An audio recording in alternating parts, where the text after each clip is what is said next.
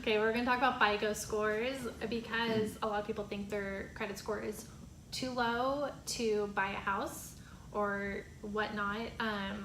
They're not credit savvy, I guess you could say. So we're going to talk about what actually goes into your credit score, how they're calculated. Yeah. So, cool. Financial person over here. So there's a lot that goes into a FICO score. The main points that really impact it are making payments on time. That's number one.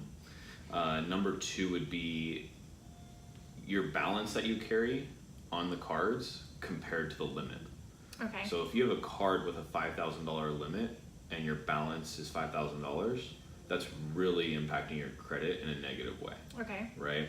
So is it like halfway or below, or a third? Halfway or below would be awesome. I would shoot for a quarter, like 25% or less on any given card. Okay. Right? So your credit usage should be under 25%. The other thing that goes in is your length of credit, right? So how long have you had accounts open for? And it takes the average, right? So if you're constantly opening up new accounts, it really shortens your average, and that affects your credit score in a negative way. Did not know that. Yes. So it's better just to hold a couple credit cards or... Yep. And a lot of people, they'll have a credit card that they've had since they were a teenager and they don't use it anymore. So like, I'm going to call and close it. That's really also shortening your average considerably. So if you have a card that's been open for a long time, even if you don't use it, don't close it because it's helping your... Shred it, yes. but don't close it. Exactly. Yeah, so credit history, the length of time that you've had your credit, payments on time, the balance that you carry, inquiries, right? So the number of inquiries that you've had in the past 12 months can really impact it as well. Okay, and what's the difference between a soft inquiry and a hard inquiry? Yeah, so a soft inquiry would be like your electric company or your gas company. When you switch over your bills to them, they just make sure that your credit's decent. They're not doing a hard pull and checking your actual FICO score. A hard pull from an actual lender or creditor actually negatively impacts your score, usually somewhere between, 2 to 8 points. It's nothing too crazy, but it does impact it. Okay. Yep. And then, so what are some tips that you can do for improving your score for those people, besides paying on time? Yeah. Lowering your balances.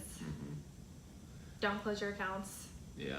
So basically, just those are the tips. Yeah. Those are the tips. Yes. If we just look at what the things are that are important to your score, we'd go back and the tips would be don't do these things, right? So don't open a ton of new cards, don't close old cards, don't carry high balances for, every card that you have, or for any card for that matter, and make sure you're making payments on time for sure. Okay. Now, I heard, this could be a rumor mill. Yes.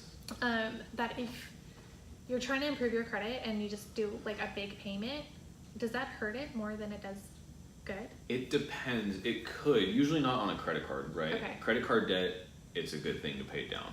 On anything that might be delinquent or in collections and has been there for a long time, making a payment can sometimes have the opposite effect on your score.